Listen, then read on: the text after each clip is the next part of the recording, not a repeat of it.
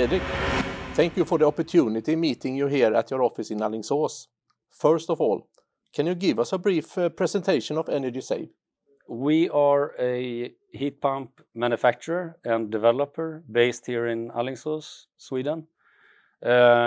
We have a slightly different business model than most other OEM brands do. We are producing our own brand, ES brand, that we're selling and distributing through our distributors and their network into the European market. That's one part of the business where we focus on unique selling points on the tech stack of the products. But we're also working as an enabler to other brands that wants to enter the European market. This part of the business we call the OEM segment. You mentioned about both using your technology under your ES brand as well as under OEM brands. Can you elaborate more around this? Sure. This means that the advantage of this is that we can use the same tech stack as we have the design capabilities of making unique products both on hardware and on software. We can use the same tech stack and build our defined ES brand with defined products for our distributors to go into the markets where they operate. But we can also provide unique products in OEM brand. This means using the benefits of selling through dual channels or maybe even more. As we are in charge of the differentiation, we can go into the fastest growing markets in Europe with both our own brand and as an enabler for other brands without causing conflict in the market. This means that we can scale the market in several layers. This is a big advantage of the strategy. And we are rather unique offering this capability to other brands in the European market. Could you describe how the collaboration between Energy Save and Aira began? Sure. From the beginning, it was Aira. At that time, they were working in what they call stealth mode. They were not officially into the heat pump business at that time. They reached out to us. They were looking for a high-end product provider focusing on quality and performance on heat pump side, but also someone that had a focus on utilizing the controllability of the heat pump system and having the ability to provide a unique product offer under their brand. They were quite ambitious already from the beginning. It's one of the largest decarb ventures in the heat pump industry in Europe. And after, I think, investigating the market quite closely, they choose us as partners. How has the demand changed since Aira started marketing your solutions? Demand, when we started to cooperate, of course, this was in the end of the energy crisis. So at that time, it was quite hysterical. After that, the market has slowed down, but not the focus markets for Aira, for example, and also for us under ES brand. This is for UK, Germany, Italy, also for us in ES brand, Benelux countries. They had a drop in demand, but have recovered quite well recently, or in the last 6 months at least. So demand has shifted, but is on a positive track, I would say. About additional businesses together with Aira, what do you see in the future? Well, I see different possibilities. Aira agreement is a agreement package with a license agreement that spans over 4 years and a supply part that spans over 2 years. Now we're in the middle of the supply part of the agreement, but of course, after this initial two years, to 30 months of supply. We need to reinvent ourselves within the corporation. We have the frame, we have the license agreement, and we see different possibilities what we can do after the initial 2 years term. There may be some parts of the assortment that could be relevant from us to continue to both work with and supply and support. We don't know, but we see possibilities, and we're positive to the future that we will continue also the cooperation with Aira. I understand that your production today is in China. Can you elaborate a little bit more about your production partners? Yeah, production is, I would like to comment on that and say that our production is partly in China at the moment. Partly we're producing in Poland. This is something we started in the last 2 years. We're also investing backwards in the value chain. Together with our Chinese partner, we're setting up a production facility in Turkey. It's in construction phase at the moment, but we will start to produce in the end of this year. It's getting very close now, or in the beginning of next year. So gradually we're moving production towards Europe. Also, the Turkish factory will be on the European side of Turkey. This is, of course, to bridge the geopolitical risks that we see, both between China and Europe, but also China and the US. So this factory will also be used to provide opportunities to produce for the US market as well. The latest interim reports for the company shows that your sales have picked up on heat pumps. Do you see any proof that future growth is for real this time? For real, yes. We see quite clear signs, I would say, that the market is improving for real. We can see that the data that is coming in is that the market grew by 9% in total in the first 6 months this year. This is across Europe, and this is an improvement, clear improvement from previous years, the last couple of years. We can also see data supporting this in key markets, this trend. For example, Germany applications for getting subsidies for investing in heat pump grew by 80% in September compared to, I think, September previous year. In Netherlands, applications for subsidies grew by 60%, comparison month on month, and in UK it grew by 20%. So it seems to be a quite solid development at the moment, especially in the for us most important markets, the key, what we have addressed as key markets for us moving forward.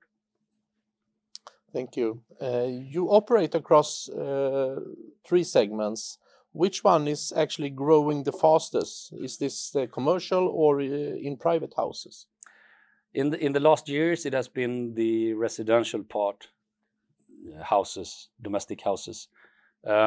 This due to the fact that the new propane platform that we have invested in the last 3 years was firstly launched. It was launched together with Aira as number 1.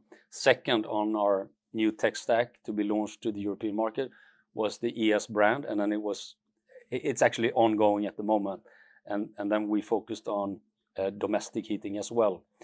This has made our residential offer a little bit later when it comes to transferring from R410 into propane. Basically, we haven't had the capacity to generically product develop also the commercial offer into propane, but we are quite close. We will start to deliver propane on commercial side in I would say Q1 2026, and this will improve our product offer on the commercial side quite much, because if we look back a few years, then commercial side was growing slightly faster than the residential part, Now it has been the opposite for a couple of years, but we expect it to go back to that commercial side will pick up speed in 2026.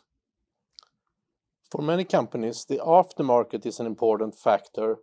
Today it accounts for around 1% at Energy Save. Yeah. What do the long-term prospects look like in this area?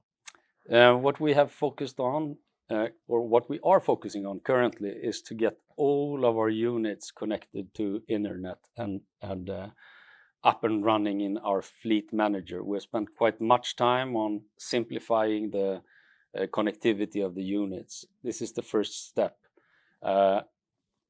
Currently, the revenue that comes from service and maintenance is collected by our distributors, or rather the distributors' installers.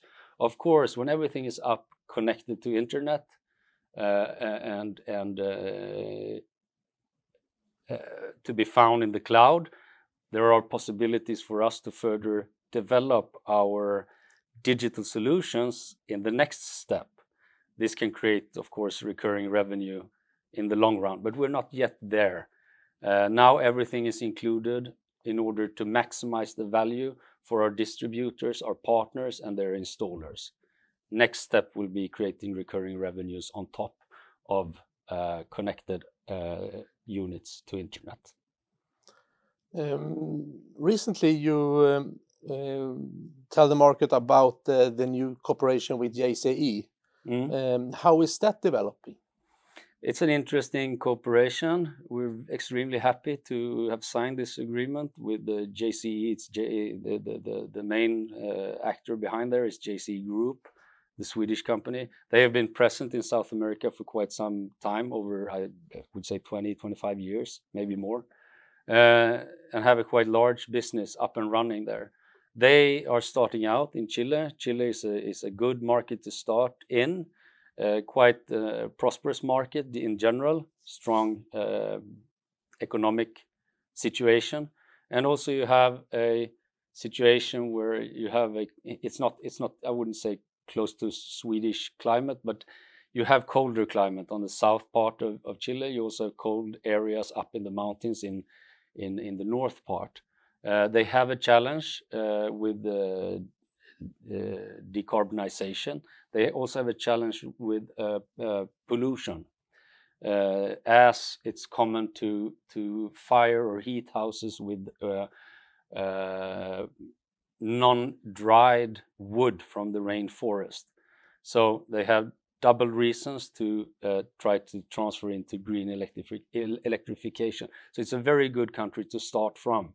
Then, of course, JCE is working in all the other regions as well. So it's a great possibility to expand the cooperation going forward. Thank you. How dependent from subsidies is the market in Europe? Currently, the market is quite dependent on subsidies, I would say. The focus markets for us, UK, Germany, Italy, Benelux, they're all dependent on subsidies. They are dependent on subsidies in combination with bans, clear direction from the politicians where this market is going, or where the energy transition is going. This is because gas is significantly lower in price than electricity. So the benefit of the heat pump is consumed by the negative primary energy price situation. However, this will change. It has changed before, like during the energy crisis in Europe.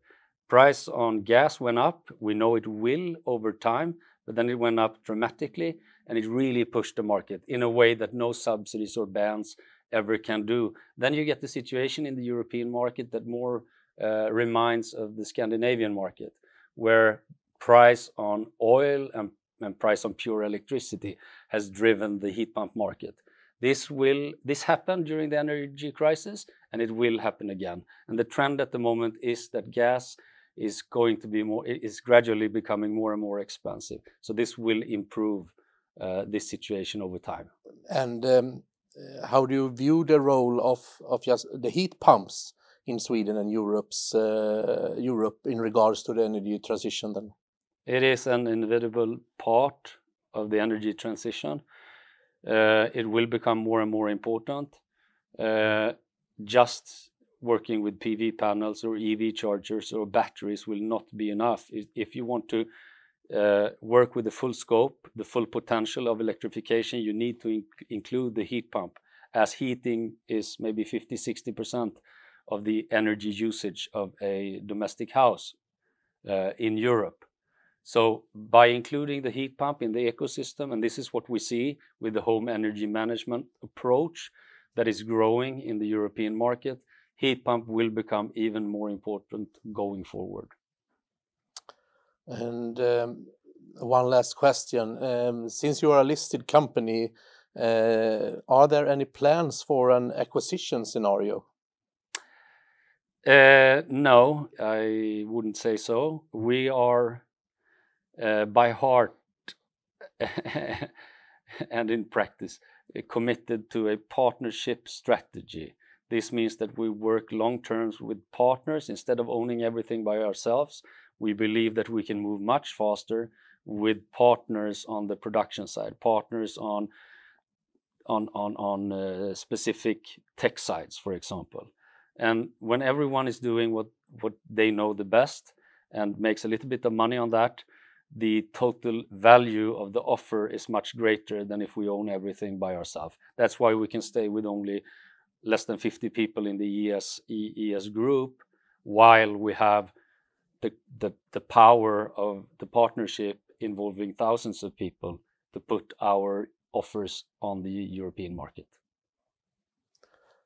Thank you, Fredrik, for being here and doing this interview.